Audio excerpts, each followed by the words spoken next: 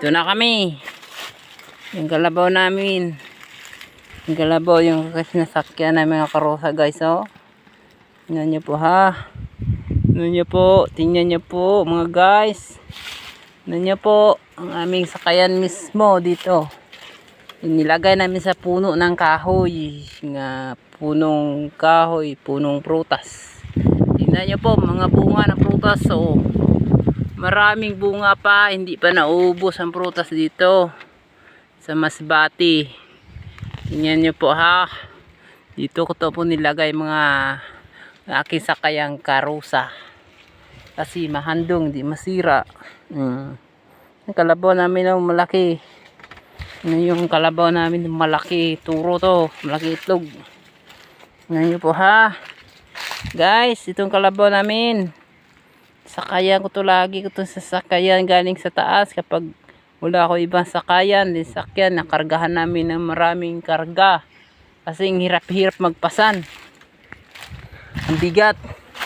Ang bigat talaga kapag pasan mo lang gamitin. Buti kapag may kalabaw ka, mararo mo pa.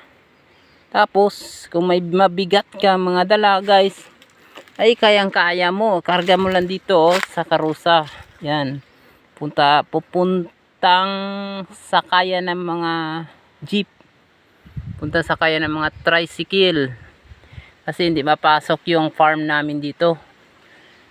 Yun ang pamaraan namin na bumili kami ng kalabaw kasi ginagamit namin dito sa pag-alsa ng mga mabigat na mga gulay dito guys, kasi ang sobrang layo ng daanan ng mga jeep punta doon sa highway.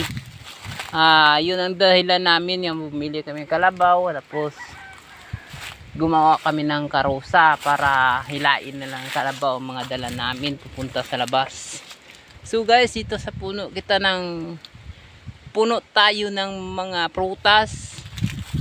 Tingnan nyo guys, oh, marami pa oh, bungang kahoy. Yan. Yan guys. Guys. Tanghali na mamaya. Kumain naman tayo ng mga pananghalian natin, mga pagkain nyo. Kailangan nag-alay kayo ng prutas sa iyong lamisa. Guys, ito na po kami at salamat po sa mga panonood. Lagi nyo po akong panoorin sa aking mga video. Thank you. Bye-bye.